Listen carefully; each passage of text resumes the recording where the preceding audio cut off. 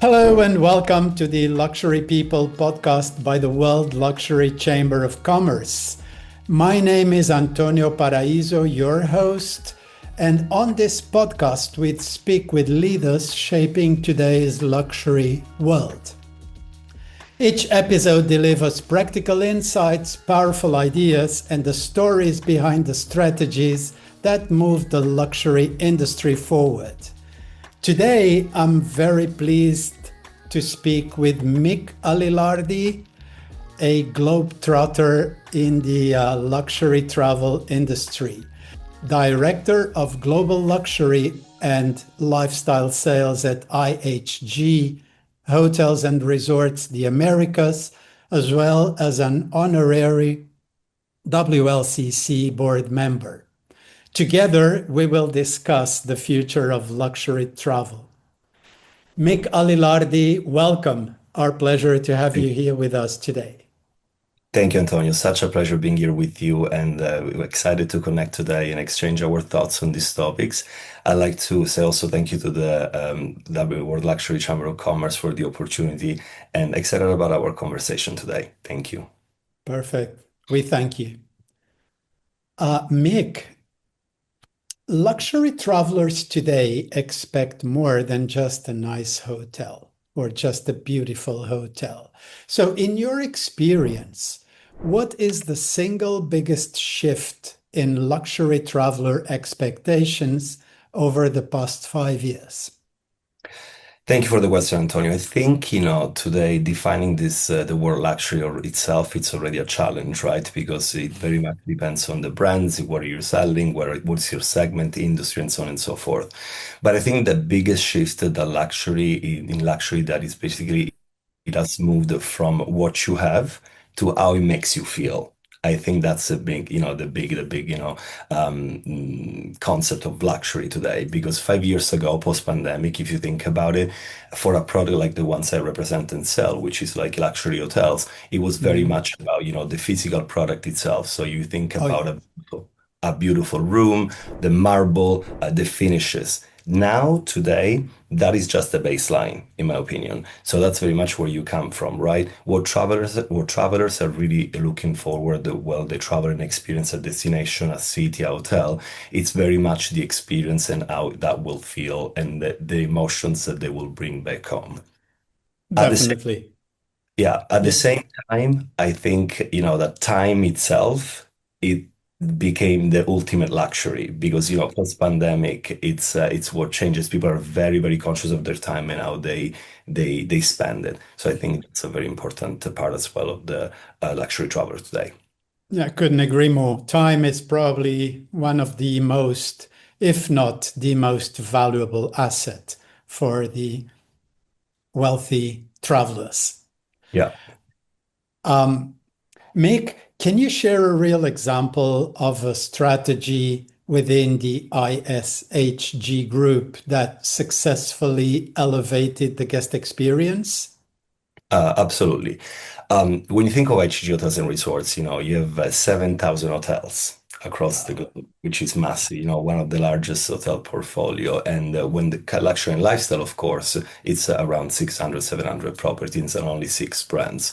One example that really stands out is how IHG approached the growth of its luxury and lifestyle portfolio, which for us is not just about adding a hotel to a destination, to a country, to a city, but very much it's building a brand that has a very clear identity and a set of hallmarks, right? If you look at brands like Regent or Six Senses or Vignette, they're very different from one another. So that very much needs to tie in with the guest journey because it's very important to match the traveler to the right brand.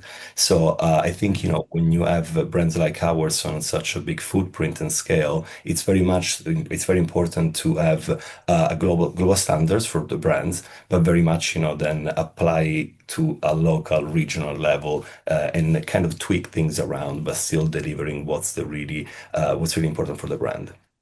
Mhm. Yes, indeed, indeed. Um, Mick, as you said a moment ago, guests are uh, valuing more the experiences or the intangibles rather than the tangibles. Yeah, the tangibles are important, but they take it for granted. So Correct. let's talk about personalization. In your group, how do luxury hospitality brands maintain true personalization while managing such a large portfolio of properties? You've said 7,000. It's Yeah, amazing. I mean, yeah, 7,000 for all brands, but actually, 600, 700 properties. But I think, still, but still pretty big. For us, it really comes down to what I personally call global framework with a local heart. So let me elaborate on this yes, because as please. I was saying, you need strong standards to ensure consistency and quality when it comes to, brands and so on and so forth. But you need to have you need to give your hotels, and especially in this case, general manager, that's our mutual Mhm. friend we were just talking a few minutes ago, right? Empowering the general manager and the operation team to really apply, giving them the freedom to bring the local culture and personality and a sense of place to the experience itself, right? I think that's key.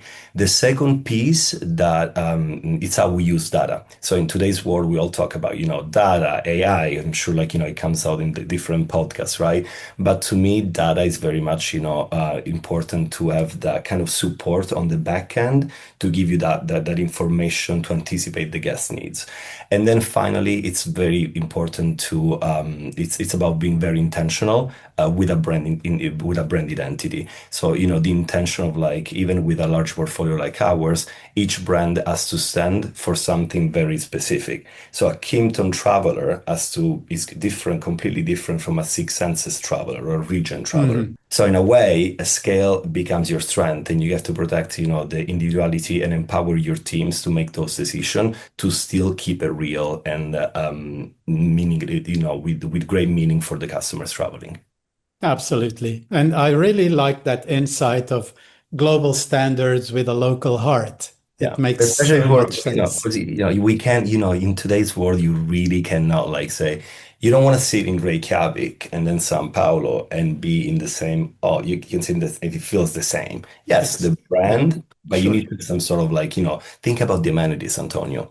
I'm a big fan to go to destinations. And if I'm in Asia, the least amenity I would like to receive into a suite, it's a French product. How about you show me something about Vietnam, right? So it's Yeah, that little touches that it's really, really important. of course, of course. Couldn't agree more. Um, Partnerships are becoming increasingly important in luxury travel, and I would say especially for the younger affluent traveler, the millennials and Gen Zs. So, Yeah. how do strategic collaborations help create stronger value, stronger luxury ecosystems for your guests? Yeah.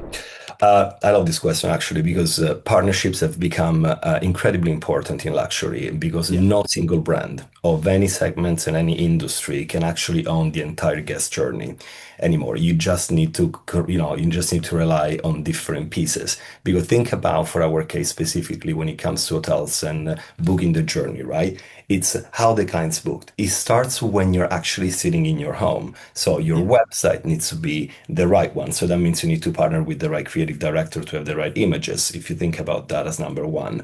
Also, when you travel into a destination, you might need like a transfer service, a private transfer, and partnerships needs to be evaluated from the GM again and the local team to make sure that whoever the partner with on site needs to be the right supplier that share your same value, I would say.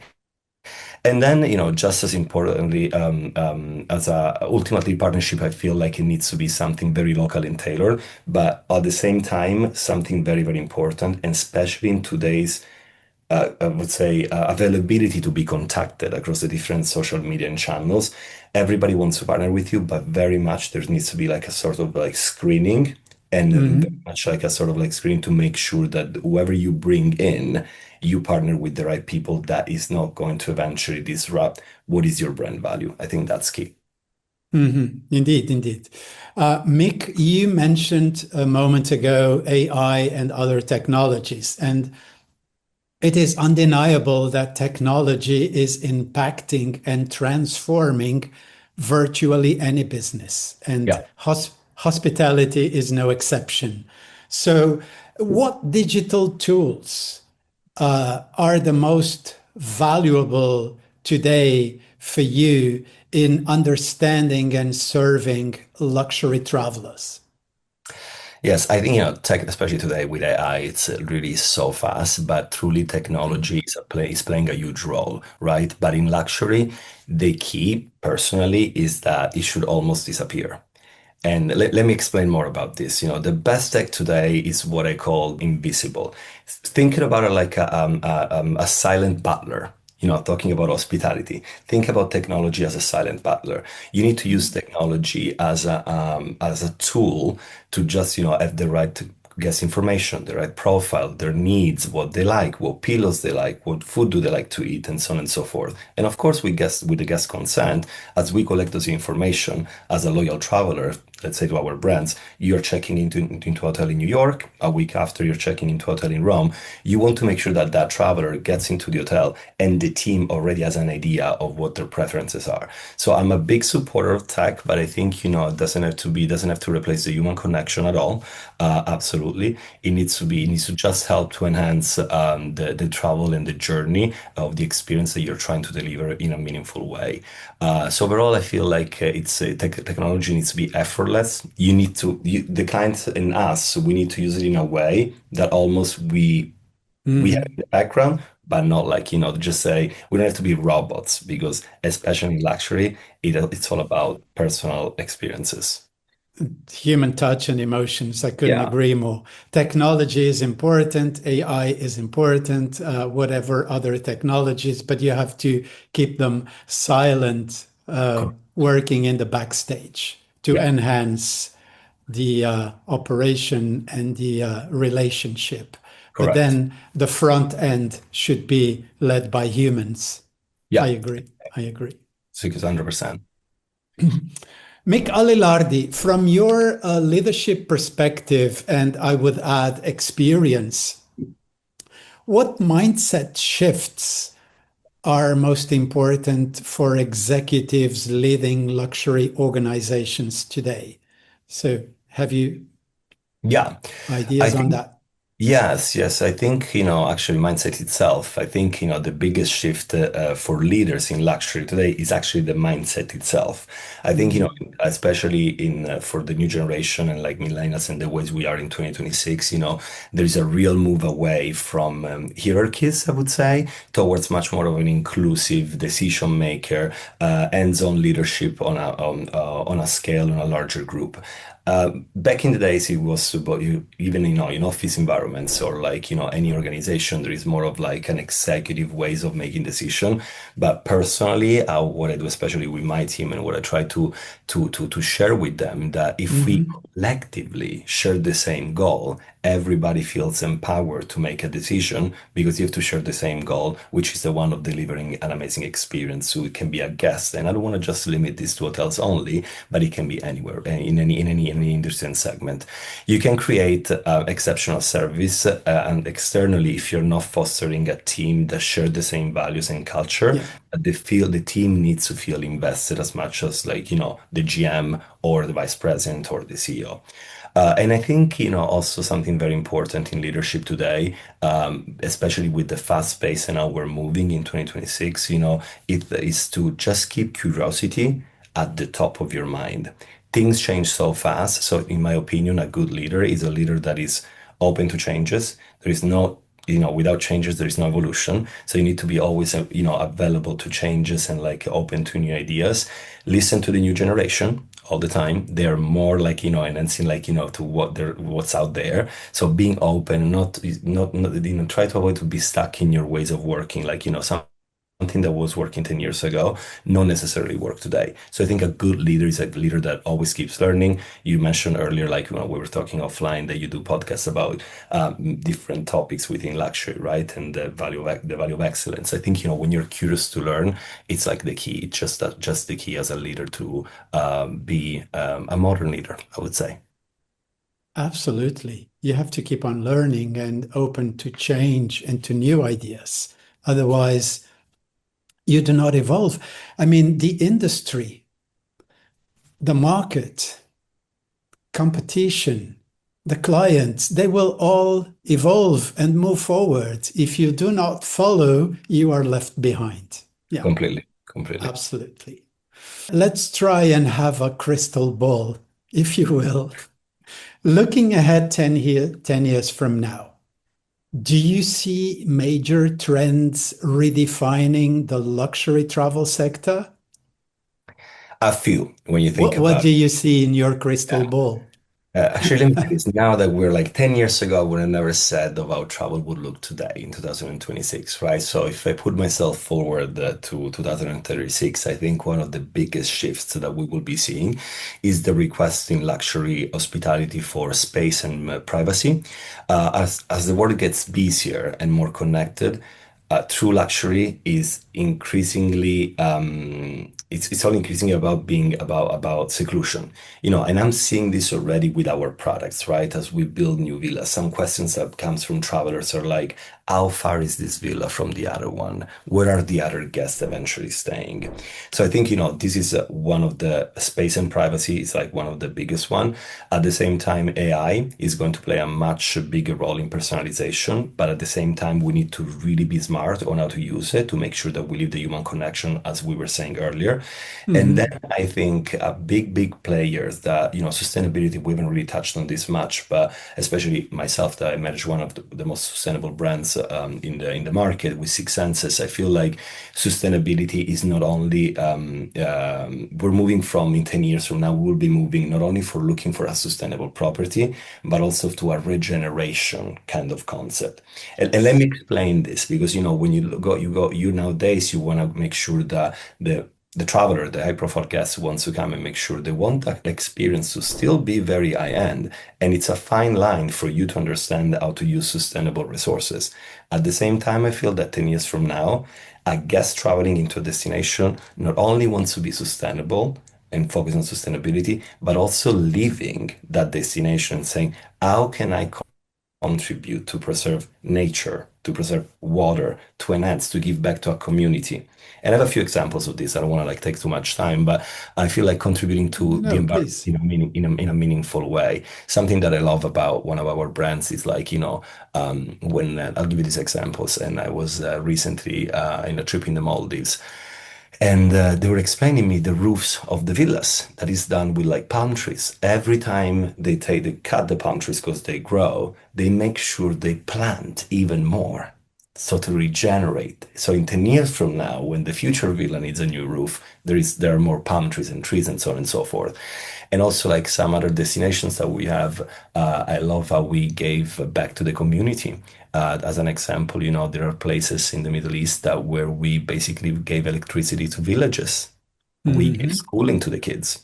Food in excess, gets given back. So it's like, having that impact to a community. And sometimes in some culture, it can be seen like, oh no, this is the way we are. We've been for the past 50 years. But and in the beginning, it can be a little challenge because they see like, more of a modern company getting into their destination, but then they appreciate it. So it takes time. But I think overall, in 10 years from now, it's not only being sustainable, but restorative at the same time. It's really important. That's what the traveler would want. Very, very, very interesting indeed. Um, I feel, although I'm not an expert in hospitality, but the way I see it, that more and more we're moving from just taking care of the body in hospitality to also sort of taking care of the mind. Yeah, And so body and mind are increasingly important in this yeah, industry. it is. If you Very think interesting. Antonio, if you think Uh, about the solo traveler in today's world, the solo traveler, how that is like increasing in demand, female solo traveler more than ever. You'll see that, mm, like, they have. I was recently in a trip in India, in the Himalaya, in a clinic, and I saw like many travelers. And I asked the team, I was like, "What's your profile here? What's your guest profile?" Lots of like powerful business women that they need those 2 weeks to just regroup on their thoughts, get out of the busy Yeah. cities, busy life, busy families, and have that experience just to take care of themselves because it's all mind, body, and soul. So it's very interesting. Travel today is not just checking into a hotel and going to see a monument, but it's more than that. It's deeper than that. Indeed, because you go to the spa and you re-energize your body, but then you also need to re-energize your mind Yeah, and yeah, find this purpose yeah, in life. really, completely. Absolutely. And hotels have a role in contributing to that. Very Yeah. interesting. Mick Alilardi, last but not the least,